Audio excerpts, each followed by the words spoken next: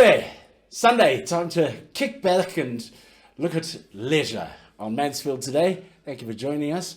We're also joined in our studio by Nick Cowen, our gangster, I think we could call him. He's also the associate editor of Stuff magazine. Nice to have you with us, Nick. Thank you for having me.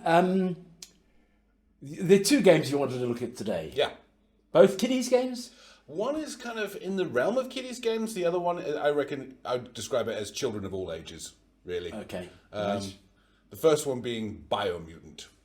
Biomutant. Biomutant. Okay, it sounds like a sci-fi to me. Exactly. It is sci-fi, but it's far less scary than the title might make it sound. Okay.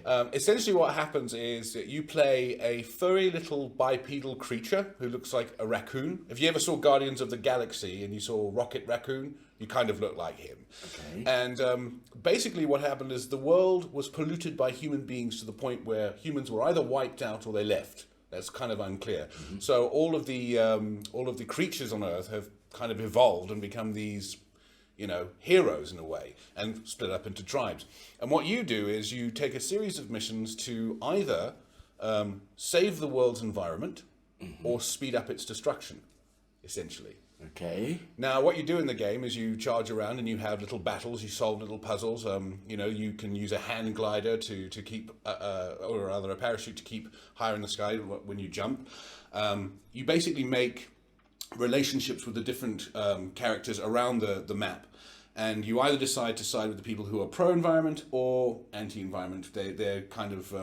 they don't really care if the environment takes a knock. They just want to increase their power and influence. Okay, so there's a sort of, climate change theme. Oh, yes. Yes, and it's quite heavy-handed. But then again, the game is aimed at 11, 12-year-olds and over. So, start them young on climate change, I say, because, we have to live here too. Essentially what you do in that instance is that, like I said, it's a bit heavy-handed, but it's a lot of fun. The way I would describe this game is baby's first dystopia, if that makes sense. Okay. Baby's first post-apocalyptic game. Yeah. Okay. Because it doesn't look like a normal apocalypse. It's very bright. It's very vibrant. There are trees and flowers and hills everywhere. It's very green. It's not the usual thing where everything looks like it's shot in the dark through a grey lens. It's more cartoony than that. Okay. Knockout City? Knockout City. Now that is a game that is doing the rounds and it is doing very, very well. I think it came out this month. Yeah. And already its player base has gone through the roof. It's pretty cheap. I think you can pick it up on Game Pass, which if you have Game Pass on the Xbox, it's free to play. What you do is imagine a huge day-glow arena where you've got things like trampolines and levels and moving bits and pieces. And like I said, you can jump in the air and you can hand glide a little bit to keep yourself from falling. But essentially what it is dodgeball. You grab a ball, you find an opponent, and you whack them with it. You remember dodgeball from school? Yeah. Were you any good? No.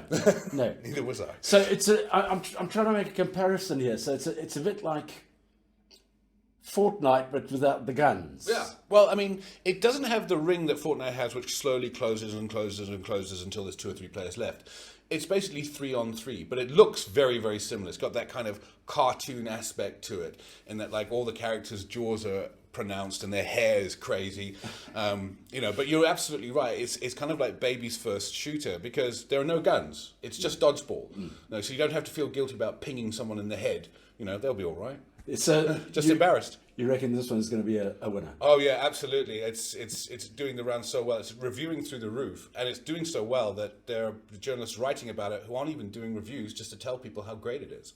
And it is really, really good. It's and like I said, children of all ages. You can play with friends locally. You can play with friends online.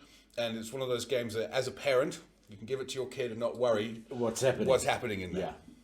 Nick, thank you very much for the insight, and thank you for joining us once again on Mansfield Today. Thank you very much for having me. If you have any questions that you'd like to pose to Nick, then you can send them to gaming@mansfieldtoday.com or just send us an email to info@mansfieldtoday. That's the number 2day.com.